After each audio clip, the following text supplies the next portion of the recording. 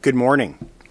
Yesterday, as we all know, was International Women's Day, and the theme for this year's campaign was Breaking the Bias. Il est imaginable qu'en 2022, nous parlions encore des préjugés contre les femmes dans presque tous les aspects de la vie. And it's unimaginable that in 2022, women in our society continue to face unbelievable, unconscionable, and horrific abuse. This abuse, psychological, emotional, and physical, is too often inflicted by employers and those in positions of authority over the victim. And tragically, as we've witnessed over the last number of years, the halls of our democracy are not immune. In many ways, our institutions of democracy are ill-equipped to deal with it. There are many reasons for this, but one of the most important ones is the absence of the most serious professional consequences. Consequences that any employee in any organization in Ontario would almost certainly face, and that is termination. Later today, the legislature will debate my private member's bill, Bill 10, Stopping Harassment and Abuse by Local Leaders Act.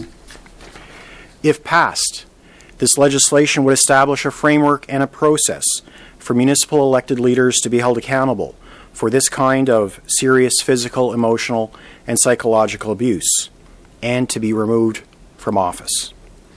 Plus tard aujourd'hui, l'Assemblée législative débattra mon projet de loi, le projet de loi 10, la loi visant à mettre fin au harcèlement et aux abus commis par les dirigeants locaux. Si elle est adoptée, cette législation établira un cadre et un processus pour que les élus municipaux soient tenus responsables de ce genre d'abus physiques, émotionnels et psychologiques. Across the province, in Ottawa, in Brampton, in Barrie, and now in Mississauga, we have seen cases of abuse and harassment by city councillors. This has been targeted against employees, against city staff, and against their own elected colleagues. The women who have faced this harassment and emotional trauma have taken the most difficult and courageous step. They've come forward to share their stories, and they've reported the abuse. They've shared their stories so that a light can be shone on this dark corner, and actions can be taken to stop it from happening again. And now is time for the legislature to act just as courageously. Les femmes qui ont été victimes de ce harcèlement et de ce traumatisme émotionnel ont pris la mesure la plus difficile et la plus courageuse qui soit. Elles ont manifesté et ont signalé les abus. Elles ont partagé leur histoire afin que les lumières soient faites sur ce coin sombre et que des mesures soient prises pour empêcher cela de se reproduire. Et maintenant, il est temps pour l'Assemblée législative d'agir tout aussi courageusement. The need for change and strong consequences, including removal from office, is something that's endorsed by the Association of Municipalities of Ontario and Ontario's big city mayors. The government has said it takes this issue seriously, and for now I will take them at their word. And that's why today I'm calling on the members of the legislature to support Bill 10, but also to go further, to commit to fast-tracking the bill through committee so that it can receive royal assent before the end of the legislative session and the upcoming election. Aujourd'hui, je demande à tous les membres de l'Assemblée législative d'appuyer le projet de loi 10 et d'aller plus loin, s'engager à accélérer l'étude du projet de loi en comité afin qu'il puisse recevoir la sanction royale avant la fin de la session présente et l'élection en juin. Il est temps que le gouvernement donne l'exemple, prenne des mesures et fasse savoir que les représentants élus ne seront pas traités différemment de tous autres employés dans tout autre lieu de travail. It's time that the government set an example and take action, and let it be known that elected officials won't be treated any differently than any other employee in any other workplace in Ontario. Thank you very much.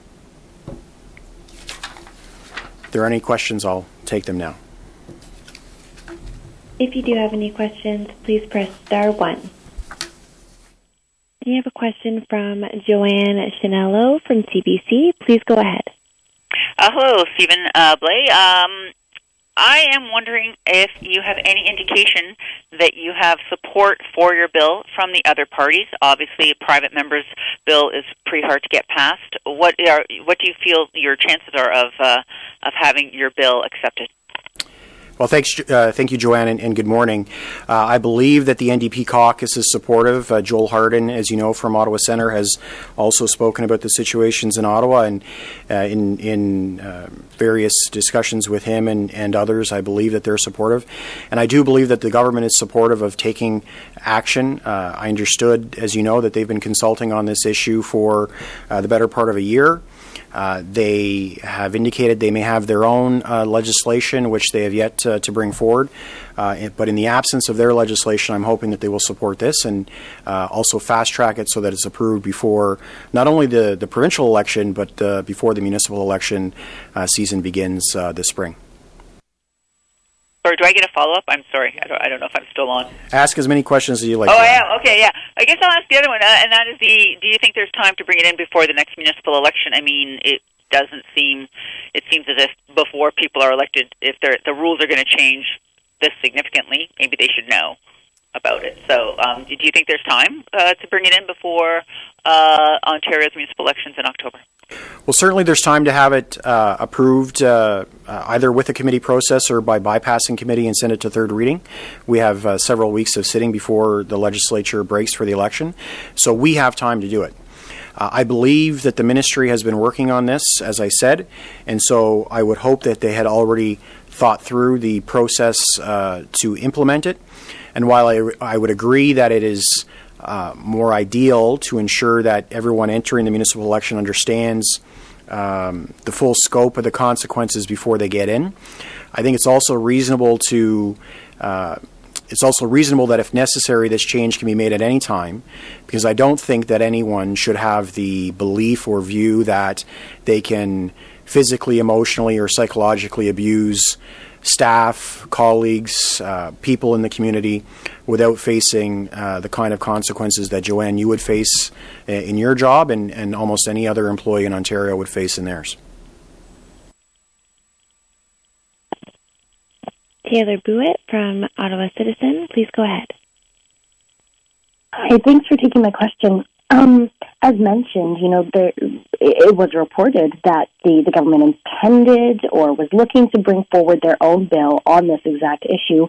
Have you had any conversations with MPPs from the governing party about why that hasn't been brought forward yet, about why there's been a delay? Certainly, last fall I had a couple different conversations with Minister Clark about the work that the ministry was doing on this and preparing for government legislation. I understood at the time that the hope was to introduce that legislation before the end of last year so that it could be approved before Christmas, which would give the ministry time to implement it before registration for the municipal elections begins in the spring. Obviously, that didn't happen. I don't know what the current status of their bill is, but given that they have yet to introduce their own bill, I hope that the government will support this so that we can demonstrate that elected officials will be held to the same standard as all other employees in Ontario, not a lower one, and start to begin the process to give the victims of abuse in Ottawa and Barrie and Brampton, Mississauga, some semblance that their government and their leaders take what they went through seriously and are committed to changing the system. Why do you think there has, for so long, been no way to remove inappropriately behaving city councillors from office in Ontario? Look, I think democracy is fundamental, obviously, to our society, and part of that is giving the people, giving residents, the choice to make in that process every 4 years or the appropriate timeline. And so I think there's been hesitation to create a process that would remove that choice from voters, and I understand that. But there already is a process to remove city councillors for violating election spending, as an example. If I spend too much on my election night party, not even a process to get elected in terms of advertising or signs or voter contact. If I spend 1 penny more on my election night party as a city councillor or as a mayor than what I'm allowed to under the rules, the automatic penalty for that is vacating office. There are provisions for conflict of interest as well. And so I think it should be obvious, I hope that it's obvious, that if you harass and sexually abuse or sexually harass or psychologically abuse and harass your staff, members of the city public service, others that you might interact with in the community, if you act in that way, and after an investigation by an independent officer, such as the Integrity Commissioner, demonstrates that there is validity to that, and after a judge validates that, there should be a process for you to lose your job. It's that simple. Any other employee in any other workplace in Ontario would lose their job for the kinds of behavior that's been reported in Ottawa, in Brampton. What I understand was the situation in Barrie, and most recently we've seen a situation of elected official harassment of another elected official in Mississauga. I'm sorry, just one more follow-up for me quickly. Was there any way for you to your bill earlier for second reading, or was this the earliest it could?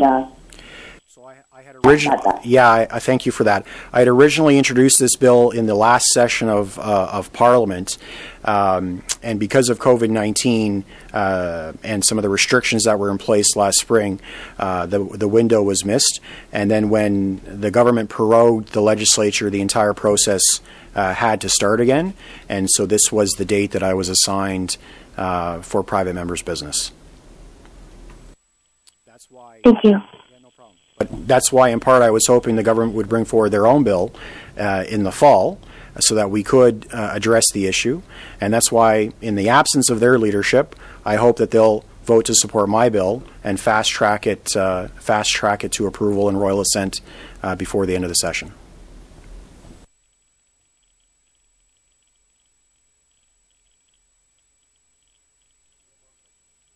Excellent. Thank you very much. Have a wonderful day, everyone.